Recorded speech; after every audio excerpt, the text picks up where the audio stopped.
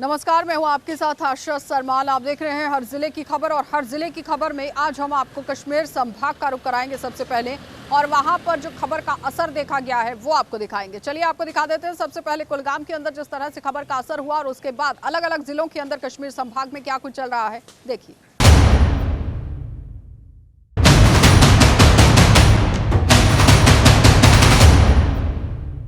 Centre हालन का है, ये फैमिली वेलफेयर का सेंटर है। ये 1987 से चल रहा है और इसी बिल्डिंग में चल रहा था। बेसिकली इनको जो रेंट मिल रहा है वो पहले 200 अब 250 मिल रहा है। तो इस रेंट पे जो मुझसे प्रेडेसर यहाँ पर जो भी BMOs थे उन्होंने काफ़ी कोशिश की कि कोई अल्टरनेट हमें जगह मिले, कोई फिजिबल जगह जहाँ हम शिफ्ट करें, लेकिन अनफॉर्चुनेटली कोई ऐसी जगह मिली नहीं। तो आज महीना 2 महीने पहले हमारी टीम भी वहाँ गई और उन्होंने बहुत एग्जिट करके अल्टीमेटली एक सूटेबल लोकेशन ढूंढ ली। लेकिन उसमें एक मसला हमारा कि वहाँ कुछ उसमें रिनोवेशन का काम चल रहा था। तो उन्होंने हमें इन्फॉर्म किया कि हमें हार्डली आप 1-2 महीने दे दीजिए, हम आपको ये 2 कमरे ठीक करके दे देंगे। तो कल ही हमारी टीम, मैं खुद भी वहाँ पर था, तो हमने देखा तो ऑलमोस्ट 95% वो कंप्लीट हुई और हमने कल ही उसमें शिफ्ट भी कर दिया। ये बात सच है कि वो जहाँ पर थी वो बिल्डिंग सब सेंटर के लायक थी नहीं। तो मजीद इम्प्रूवमेंट की गुंजाइश? डेफिनेटली ये एक फार फ्लंग एरिया है और वहाँ पर इम्प्रूवमेंट का बहुत स्कोप है। और मैं कल पर्सनली वहाँ पर गया और एक प्रॉमिस करके आया उनके साथ कि बहुत जल्द हमें एक और रूम और एक वॉशरूम आप अटैच इसके साथ कर दीजिए। हम बहुत जल्द इसका प्रपोजल भेज रहे हैं as health and wellness centre, और इसमें उनको एक ISM डॉक्टर भी आ जाएगा, वो भी वहाँ पर आ जाएगा, और हो सकता है MLHP जिसको हम बोलते हैं, तो उस हिसाब से हम इसकी अपग्रेडेशन कर सकते हैं and health and wellness centre. फिलहाल बिल्डिंग शिफ्ट फिलहाल हमने एक नए जगह पे शिफ्ट कर दिया।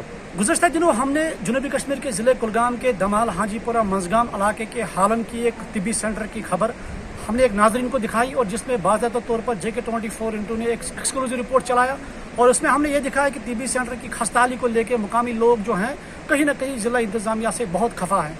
और ऐसे में हमने आपको तिब्बी सेंटर के अंदर जो मनाजिर दिखाए हैं, और वाकई जो तिब्बी सेंटर था वो एक खस्ताहाल बिल्डिंग में था। और आपको ये बता दूं कि एक कमरे में अगर पैरामेडिकल स्टाफ रहता था और दूसरे कमरे में मुकामी लोगों का इल्ज़ाम है कि उसमें जानवर भी रहा करते थे।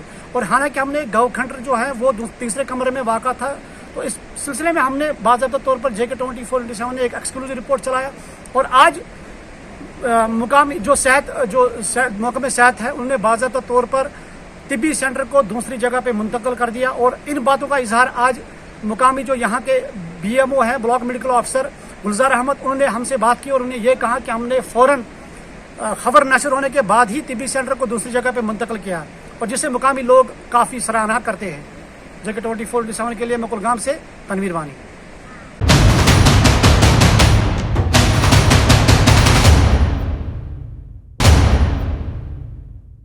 2 लाख से जायद आबादी लोलाब की तरफ जाने वाला रास्ता है, और बरसों से कूड़ा करकट जिला भर से जमा करके यहाँ डाला जाता है। इसकी दूसरी तरफ नाला बहता है।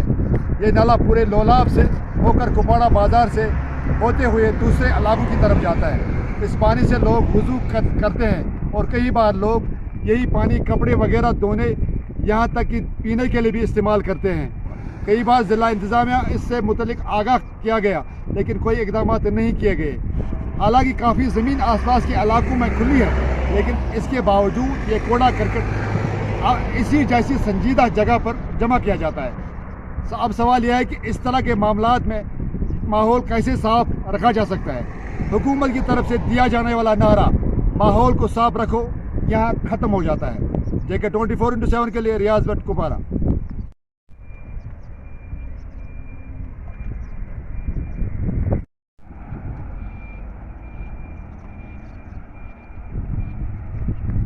यहाँ पे ये कूड़ा कचरा लाते और डंप यहाँ पे करते हैं। यहाँ से आप देखिए इस वक्त कितनी बदबू आ रही है, इससे यहाँ से चला नहीं जा सकता है, बीमारियों का खदशा है। और ये कोई आला हुक्मरान इसकी तरफ कोई ध्यान ही नहीं देता है। आप खुद देख सकते हैं कितनी बदबू आती है, इंसान चल नहीं सकता, यहाँ से बीमारियाँ फैल सकती है। और ये आप देखिए पानी जो है आगे जाके ये लोग इस्तेमाल करते हैं। ज़िले इंतज़ामिया को हमने कई बार कहा, लेकिन इसकी तरफ कोई तवज्जो ही नहीं दे रहा है। आसपास में बहुत सारी जगह हैं जिनका टूरिज्म पोटेंशियल है, और द्रंग उनमें से एक है। तो उसी जगह पे टूरिज्म की रिटेंशन, जो टूरिस्ट की रिटेंशन है, वो बढ़ाने के लिए गवर्नमेंट ने यहाँ पे एक नया अपार्टमेंट तैयार कर रही है, जिसमें कैफेटेरिया, उसके अलावा हट्स हैं कुछ जो तैयार होने जा रहे हैं, और उसका काम अभी हमने देखा, जायज़ा लिया, बड़ी तेज़ी से काम हो रहा है और उम्मीद है कि जल्द ही ये जो फैसिलिटी है हमारी टूरिस्ट के लिए ओपन हो जाएगी, और जो हमारा टूरिस्ट गुलमर्ग के लिए आ रहा है वो गुलमर्ग के साथ साथ इस जगह भी आएगा। आने वाले समय में हमारे टूरिस्ट जो हैं वो इस साइड भी जाएंगे, श्रम्स फॉल है, इनफैक्ट बारामूला टाउन के अंदर हिस्टोरिकल साइट्स हैं, यहाँ आर्कियोलॉजिकल साइट्स हैं जो हमारी उड़ी रोड पे है, पट्टन परिहासपुरा में हैं, आगे बुलर जा सकते हैं लोग, वहाँ पे सूफी श्राइन्स हैं हमारी। तो मुझे लगता है कि इस रोड के आने से टूरिस्ट का फ्लो जो है और इम्प्रूव होगा और लोग आसानी से बारामूला डिस्ट्रिक्ट के और जो एरियाज़ हैं वहाँ पे भी जाके टूरिज़्म भी प्रमोट होगा और एक्सपोज भी होंगे, और हमारे जो यूथ है, लोग हैं, इनको भी एम्प्लॉयमेंट की नई अपॉर्चुनिटी मिलेगी। डिप्टी कमिश्नर बारामूला भूपेंद्र कुमार ने सयाती मुकाम द्रंग टंगमरग का दौरा किया। दौरे के दौरान उन्होंने द्रंग में तामीराती कामों का जायजा लिया। द्रंग को मजीद सयाहों का मरकज़ बनाने के हवाले से वहाँ महकमे सयाहत की तरफ से नए कैफेटेरिया और हट्स के कामकाज का तफसीली जायजा लिया। उनके हमरा चीफ एग्जीक्यूटिव अफसर Gulmarg development authority SDM Gulmarg तहसीलदार टंगमर्ग भी मौजूद रहे। उन्होंने बात करते हुए बताया कि जल्द ही द्रंग सयाहों के लिए एक नई किस्म की फैसिलिटियाँ शुरू की जाएगी ताकि सयाहत में और इजाफा हो सके। Adil Dar, JK24/7 news, Drang Tangmarg. के आसपास में बहुत सारी जगह हैं जिनका टूरिज्म पोटेंशियल है और द्रंग उनमें से एक है। तो उसी जगह पे टूरिज्म की रिटेंशन, जो टूरिस्ट की रिटेंशन है, वो बढ़ाने के लिए गवर्नमेंट ने यहाँ पे एक नया अपार्टमेंट तैयार कर रही है, जिसमें कैफेटेरिया, उसके अलावा हट्स हैं कुछ जो तैयार होने जा रहे हैं, और उसका काम अभी हमने देखा, जायज़ा लिया, बड़ी तेज़ी से काम हो रहा है और उम्मीद है कि जल्द ही ये जो फैसिलिटी है हमारी टूरिस्ट के लिए ओपन हो जाएगी, और जो हमारा टूरिस्ट गुलमर्ग के लिए आ रहा है वो गुलमर्ग के साथ साथ इस जगह भी आएगा। आने वाले समय में हमारे टूरिस्ट जो हैं वो इस साइड भी जाएंगे, श्रम्स फॉल है, इनफैक्ट बारामूला टाउन के अंदर हिस्टोरिकल साइट्स हैं, यहाँ आर्कियोलॉजिकल साइट्स हैं जो हमारी उड़ी रोड पे है, पट्टन परिहासपुरा में हैं, आगे बुलर जा सकते हैं लोग, वहाँ पे सूफी श्राइन्स हैं हमारी। तो मुझे लगता है कि इस रोड के आने से टूरिस्ट का फ्लो जो है और इम्प्रूव होगा और लोग आसानी से बारामूला डिस्ट्रिक्ट के और जो एरियाज़ हैं वहाँ पे भी जाके टूरिज़्म भी प्रमोट होगा और एक्सपोज भी होंगे, और हमारे जो यूथ है, लोग हैं, इनको भी एम्प्लॉयमेंट की नई अपॉर्चुनिटी मिलेगी। डिप्टी कमिश्नर बारामूला भूपेंद्र कुमार ने सयाती मुकाम द्रंग टंगमरग का दौरा किया। दौरे के दौरान उन्होंने द्रंग में तामीराती कामों का जायजा लिया। द्रंग को मजीद सयाहों का मरकज़ बनाने के हवाले से वहाँ महकमे सयाहत की तरफ से नए कैफेटेरिया और हट्स के कामकाज का तफसीली जायजा लिया। उनके हमरा चीफ एग्जीक्यूटिव अफसर Gulmarg development authority SDM Gulmarg तहसीलदार टंगमर्ग भी मौजूद रहे। उन्होंने बात करते हुए बताया कि जल्द ही द्रंग सयाहों के लिए एक नई किस्म की फैसिलिटियाँ शुरू की जाएगी ताकि सयाहत में और इजाफा हो सके। Adil Dar, JK24/7 news, Drang Tangmarg. Cigarette smoking is injurious to health, यानी तंबाकू और सिगरेट का सेवन सेहत के लिए हानिकारक है। लेकिन क्या ये हानिकारक कश्मीर के लिए नहीं? ये सवाल आज से कुछ दिन पहले सामने आया जब डायरेक्टर हेल्थ कश्मीर ने एक कॉन्वोकेशन के दौरान श्रीनगर के अंदर एक सबसे बड़ा आंकड़ा कश्मीर का सामने रखा और कहा कि कश्मीर के 9 ज़िलों के अंदर सालाना 600 करोड़ रुपए का खर्चा सिगरेट और तंबाकू प्रोडक्ट्स पर होता है। यानी कश्मीर के अंदर सबसे ज़्यादा तंबाकू का सेवन नॉर्थ इंडिया में किया जा रहा है, सिगरेट का किया जा रहा है। सालाना 600 करोड़ रुपए कश्मीर के 9 ज़िलों में खर्चा जाता है, जिसमें श्रीनगर के अंदर सबसे ज़्यादा 122 करोड़ रुपए, अनंतनाग में दूसरे नंबर पे 104 करोड़ रुपए हर साल सिगरेट और तंबाकू प्रोडक्ट्स पर खर्चा जाता है। अब कई तरह के प्रचार, कई तरह के हमने कई तरह की स्कीम्स सरकार की देखी हैं, जिसमें सरकार ने ये कहा कि सिगरेट को शहर के अंदर बैन कर देंगे, सिगरेट को जम्मू कश्मीर प्रदेश के अंदर से बैन कर देंगे और पब्लिक प्लेसेस पर सिगरेट स्मोकिंग अलाउड नहीं करेंगे। इसमें पिछले 10 सालों से अगर कहें तो लगातार कोई बड़ी कार्रवाई देखने को नहीं मिली है। हालांकि 2003 में सरकार ने एक बिल ज़रूर प्रोड्यूस किया था जिसमें ये कहा गया था कि टोबैको एंड अदर प्रोडक्ट्स के लिए एक बड़ी इम्प्लीमेंटेशन देश के अंदर की जाएगी, जिसके तहत रेगुलेशन किया जाएगा किस तरह से परचेज, सेल, डिस्ट्रीब्यूशन करना है टोबैको प्रोडक्ट्स का, कहाँ पर बेचना है, कहाँ पर नहीं बेचना है, किस एरिया के अंदर आप बेच सकते हैं, किस एरिया के अंदर आप नहीं बेच सकते, और किस तरह से पब्लिक प्लेसेस में रेगुलेट करना है सिगरेट स्मोकिंग को और टोबैको प्रोडक्ट्स को। लेकिन बदकिस्मती कश्मीर की ये है कि यहाँ पर इन रूल्स रेगुलेशंस को इम्प्लीमेंट कर पाना सरकार के लिए शायद हम कहें तो एक तरह से नामुमकिन सा लग रहा है, क्योंकि पिछले 10 सालों की अगर बात करें तो फैक्ट चेक हिस्ट्री को भी खोलकर अगर देखा जाए तो कश्मीर में कोई बड़ी कार्रवाई सिगरेट के खिलाफ देखने को नहीं मिली है। लेकिन पिछले कुछ दिनों की अगर बात करें तो शायद पिछले कुछ महीनों से सरकार थोड़ी सी सतर्क कश्मीर के अंदर ज़रूर हो रही है, वो भी श्रीनगर के लाल चौक के इलाके में, जहाँ पर एजुकेशन इंस्टीट्यूट्स के आसपास जितने भी मौजूद ऐसे टोबैको प्रोडक्ट्स बेचने वाली दुकानें थी उन पर कार्रवाई की गई। लेकिन वो कार्रवाई भी सिर्फ शायद वन टाइम कार्रवाई थी, क्योंकि उसके बाद अभी तक दोबारा कोई दूसरा राउंड चेकिंग का नहीं किया गया है और वो दुकानें जिन्हें बंद कर दिया गया था वो फिर से एक बार अपने कारोबार में दोबारा से लग चुकी हैं। यानी कश्मीर के अंदर हर साल 600 करोड़ रुपए सिगरेट पर खर्चा जा रहा है, एक ऐसे जहर पर खर्चा जा रहा है जिससे बचने के लिए सरकार भी खूब प्रचार करती है, लेकिन वो इनिशिएटिव्स महज प्रचार तक रह जाते हैं। ग्राउंड जीरो पर ऐसा कोई भी डिफरेंस अभी तक देखने को नहीं मिल रहा है। कैमरामैन खान मुदस्सिर के साथ अमजद खान की रिपोर्ट। हम अपने बच्चों को अवेयर कर सके कि ड्रग्स बहुत हार्मफुल है, हमें इन चीज़ों से दूर रहना है। और हमारे जितने भी बाइकर्स हैं वो जगह जगह हर जगह पे बैनर्स, स्टिकर्स बांटेंगे जिसमें प्रॉपर वे में लिखी हुई कि ड्रग्स के क्या इफ़ेक्ट्स हैं, ड्रग्स कैसे इंसान को ख़त्म कर देती हैं, कैसे फैमिलीज़ ख़राब कर देती हैं। तो ये हमने बहुत बड़े पैमाने पे शुरू आज से पहला इवेंट किया है। ज़िला बड़गाम में आज सिविल सोसाइटी और डिस्ट्रिक्ट एडमिनिस्ट्रेशन की इश्तिराक से एक बाइक रैली निकाली गई, जिसका यही मकसद है कि युवाओं को ये पैगाम दिया जाए जो ये ड्रग की लत है, जो मनशियात के साथ वाबस्ता है, बहुत सारे आज के युवा उनको उससे बाहर निकाले। और इसके साथ साथ ट्रैफिक रूल्स, खासकर हेलमेट और लाइसेंस का होना ज़रूरी है। 18 साल से ऊपर जो भी हैं वो लाइसेंस बना सकते हैं। हमने ARTO बड़गाम से बात की, उन्होंने यही कहा कि जो भी कोई लाइसेंस बनाना चाहता है वो ऑनलाइन 18 साल से ऊपर ऑनलाइन कर सकता है। आज प्रोसीजर ऑनलाइन होता है, उसी हिसाब से फिर ट्राई भी ले सकते हैं 1 महीने के बाद, तो उसको आराम से लाइसेंस मिल सकती है। के पर बहुत से स्टूडेंट्स और युवाओं ने इसमें शिरकत की। JK 24/7 के लिए मैं बड़गाम से ज़हूर हुसैन।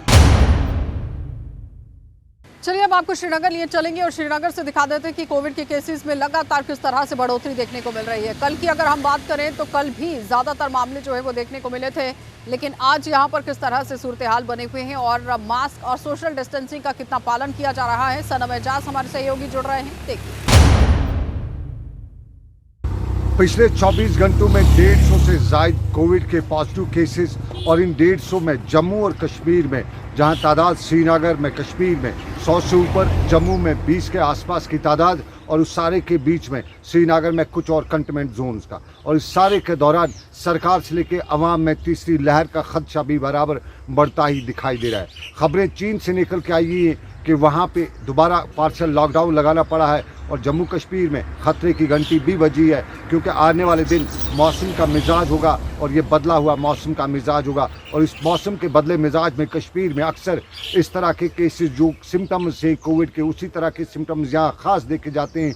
तो फिर सरकार से लेकर आवाम की जिम्मेदारी कि कोविड के ख़िलाफ़ जितने भी SOPs हैं उनका पूरा ख्याल रखना है। और इन्हीं ख्यालात के बीच में सरकार भी मुतहरिक हुई है और सरकार ने जहां टेस्टिंग और उसके साथ साथ वैक्सीनेशन के अमल को और तेज़ किया है, वहीं कोविड गाइडलाइंस का ख़ास ख्याल रखने की कोशिशें की जा रही हैं। और जहां ख्याल नहीं रखा जा रहा है वहीं अब जुर्माना नहीं, जेल भरने की सरकार ने एक आदेश भी जारी किए। यानी कोविड की गाइडलाइंस की जो भी खिलाफ वर्जी करेगा उसको जेल भी भरा जा सकता है। और ये आने वाले दिनों में कोविड के ख़िलाफ़ जो लड़ाई है, जो तीसरे फेज़ का एक नया सिलसिला शुरू होने वाला है, उस हवाले से सरकार से लेकर आम इदारे यही कहते हैं कि कहीं न कहीं सबको मुतहरिक होना है, क्योंकि इस वक्त कश्मीर के बाज़ार हों, गली कूचे हों, हर जगह पे कोविड की गाइडलाइंस पे कोई अमल नहीं होता है। सनम एजाज, श्रीनगर, कश्मीर। उसके साथ ही अब रुख करेंगे जम्मू संभाग का, और जम्मू संभाग में भी किस तरह से हालात बने हुए हैं। LG की तरफ से यहाँ मुख्य अतिथि के रूप में उन्होंने शिरकत तो की, लेकिन बड़े बड़े घोषणाएं और काम किस तरह से हो रहे हैं ये आपको दिखाना बहुत ज़रूरी है। आज जम्मू कश्मीर फायर सर्विस के लिए बहुत बड़ा दिन है। 669 के करीब आज फायरमैन जम्मू कश्मीर की सर्विस में शामिल होने जा रहे हैं। आप देख सकते हैं कि कितनी खूबसूरत टुकड़ियां यहाँ पर आज इनकी आउट पासिंग हुई है।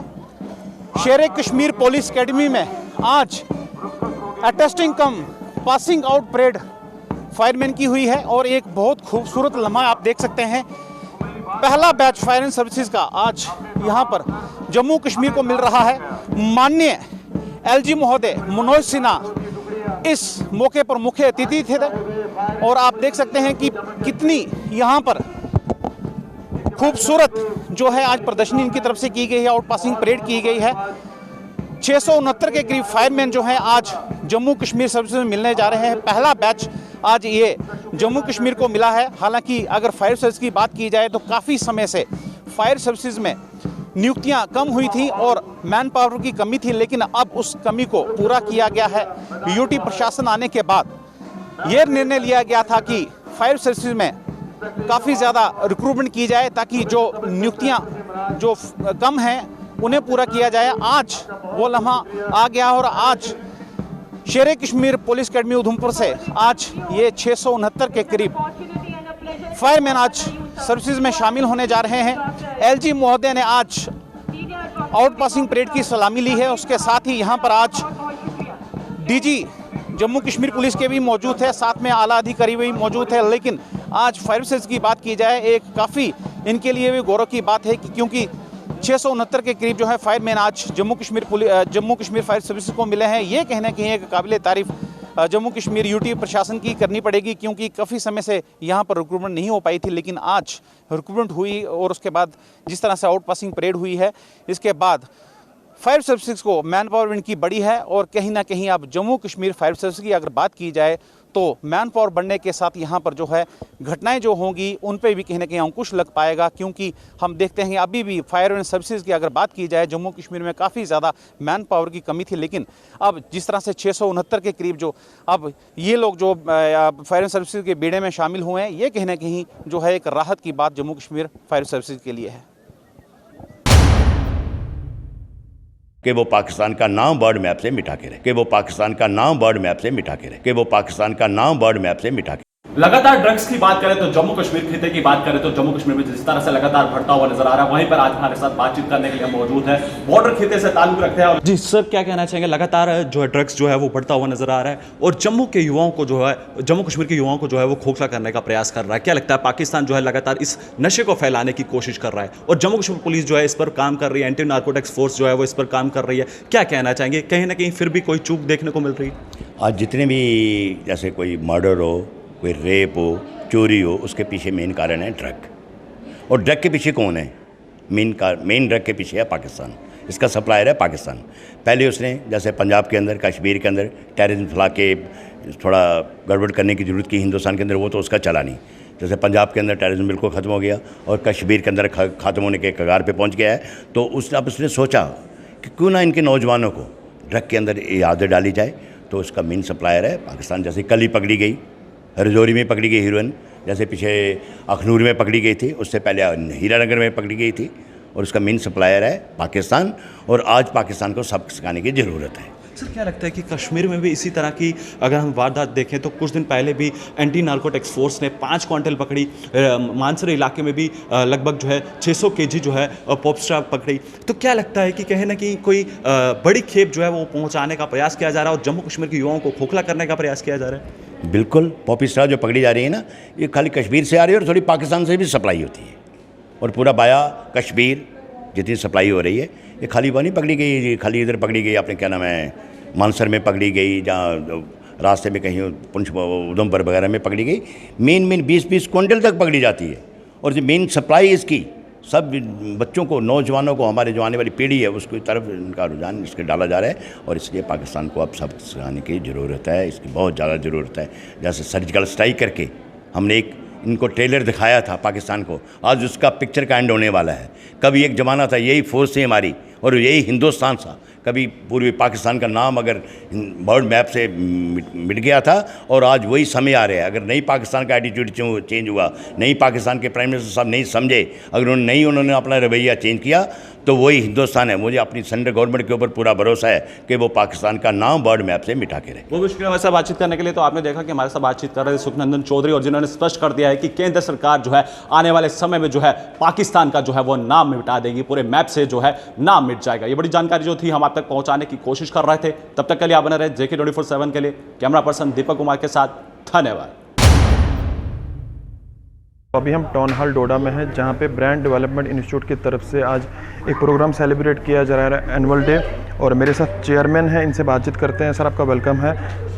बड़ी खुशी हुई हमें कि जब आपने यहाँ पे प्रोग्राम किया और आपके बच्चे हमने देखे जो पटियाँ बांध के अलग अलग प्रोग्राम यहाँ पे दिखा रहे थे। तो क्या बताना चाहोगे, किस तरह से इनको आप पूरा दिखाते हैं, किस तरह से इनको तैयार करते हैं आप?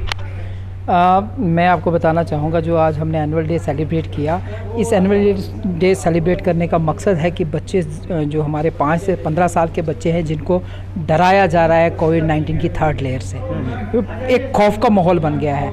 हर चीज़ को हम देखते हैं कि ये बच्चों के लिए खतरा, कोविड-19 की 3rd लहर जो है बच्चों के लिए खतरा।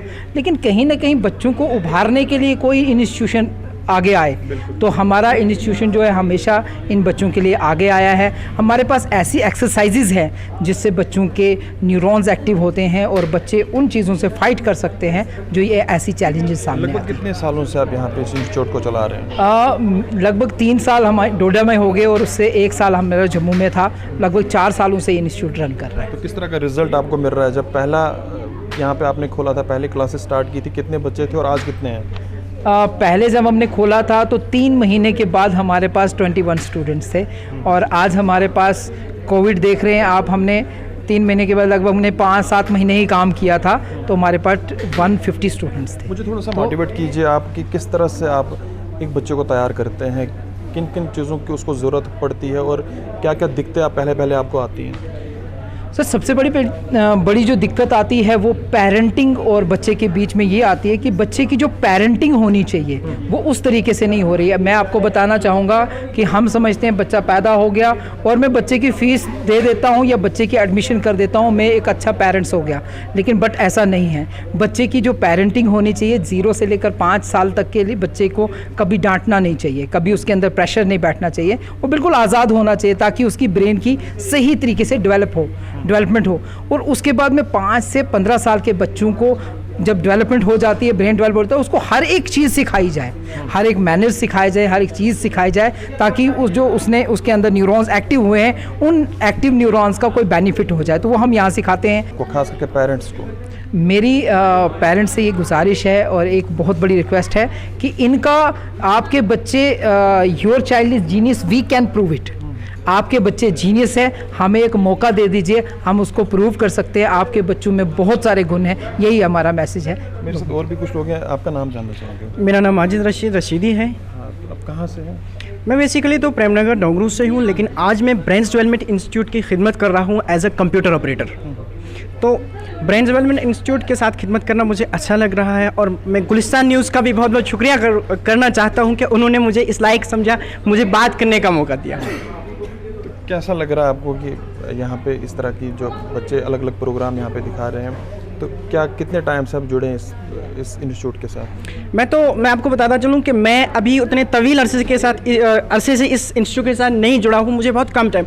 लेकिन मैंने इसकी टैगलाइन देखी कि your child is genius, we can prove it, मुझे ये लगा कि ये कैसे हो सकता है।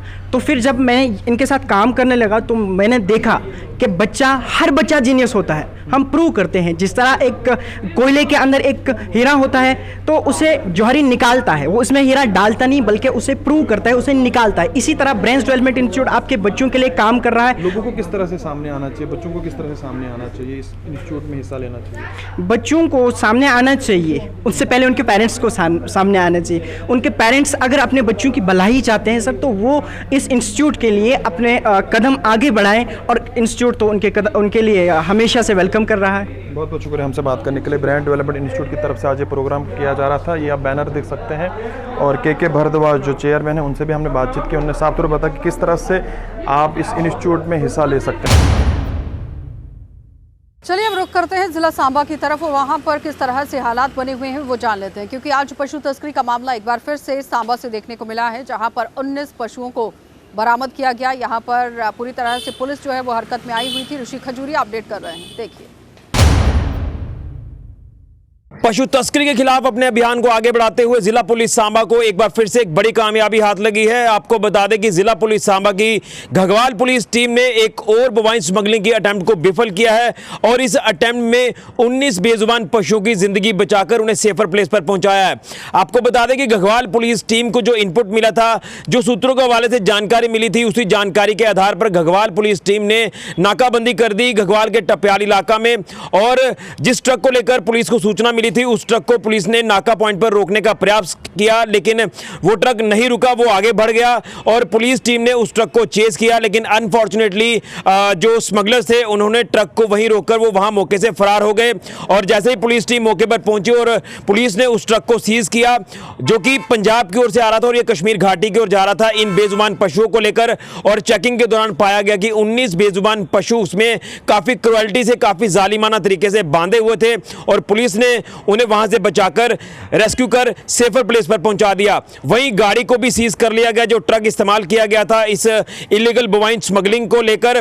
और उसी के साथ साथ पुलिस ने मामला भी दर्ज कर लिया है। वहीं जो स्मगलर है उनकी भी तलाश पुलिस ने शुरू कर दी है। लेकिन एक बार फिर से यही आपको बताएंगे कि एक बार फिर जो पशु तस्करी के प्रयास है ये दोबारा से किए जा रहे हैं पशु तस्करों द्वारा, यानी सक्रिय होती हुई नजर आ रही है एक बार फिर से पशु तस्करी। लेकिन पुलिस को जब जब भी सूचना मिली है, उस सूचना के आधार पर पुलिस ने इनकी धरपकड़ भी की है पशु तस्करों की। और जिस तरह से आज ये जो प्रयास किया गया, इसमें जो पशु तस्कर है वो तो मौके से भाग निकले, लेकिन 19 बेजुबान पशुओं को पुलिस ने बचा लिया है। और आपको बता दें कि जिस तरह से कश्मीर लगातार ये गाड़ियां जो वो जाती हैं इन बेजुबान पशुओं को लेकर, क्यों जाती हैं, किस लिए जाती हैं, ये आप सब अच्छी तरह से जानते हैं। लेकिन पुलिस को इसमें बड़े और लेवल पर काम करने की जरूरत है, एक्टिवली काम करने की जरूरत है, ताकि ये जो गिरोह है इसमें काम कर रहा है, जो सरगना काम कर रहे हैं, उनके तक पहुंचा जाए। जो इलीगली ये गोरख धंधा पशु तस्करी का करते हैं उनके तक पहुंचा जाए और उनको सलाखों के पीछे धकेला जाए, क्योंकि कहीं ना कहीं एक बहुत बड़ा थ्रेट बना हुआ है इस समय जम्मू कश्मीर पुलिस के लिए भी। ये एक बड़ा चैलेंज है कि आखिर किस तरह से इन सारे प्रयासों को विफल करना है। हालांकि पुलिस विफल कर रही है इन सारे प्रयासों को, लेकिन अभी और काम करना बाकी है। लेकिन जब तक इसके ऊपर पूरी तरह से लगाम नहीं लगेगी तब तक ये प्रयास इनके होते रहेंगे। इसके साथ साथ आपको ये भी बता दें कि कई बार ये भी देखा जाता है कि पशु तस्करों को जब ये पता होता है कि नेशनल हाईवे पर नाकाबंदी काफी स्ट्रांग है, तो वो हाईवे के रूट को छोड़कर ये निचले रूट्स की ओर चले जाते हैं। जो बॉर्डर की तरफ जाने वाले रास्ते हैं उन रास्तों का इस्तेमाल कर ये दोबारा हाईवे पे आते हैं, नदी नालों को क्रॉस करते हैं, क्योंकि पुलिस से ये बचाते जो वो कश्मीर घाटी को पहुंच जाते हैं। बड़ी कामयाबी आज एक बार फिर से जिला पुलिस सांबा की घगवाल पुलिस टीम को मिली है, जिन्होंने इस बोवाइन स्मगलिंग के प्रयास को विफल किया है और 19 बेजुबान पशुओं को जिंदगी बचाकर उन्हें सेफर प्लेस पर पहुंचाया है। फिलहाल के लिए कैमरामैन राहुल के साथ ऋषि खजूरिया, गुलिस्तान। तो फिलहाल आपने देखा कि किस तरह से हर जिले के अंदर खबर तो यहाँ पर चलाई जा रही है, लेकिन खबर का असर होना बहुत जरूरी है। और आज जब खबर का असर देखा गया तो जनता ने राहत की सांस ली। दूसरी बात यहाँ पर यह है कि कोविड केसेस अब लगातार बढ़ते हुए नजर आ रहे हैं, जिस पर रोक लगाना बहुत जरूरी है। और कोविड केसेस पर रोक तब लगेगी जब आम जनता अपना सहयोग देगी, और आम जनता को अपना सहयोग देना बहुत जरूरी है। आप देखते रहिए कार्यक्रम।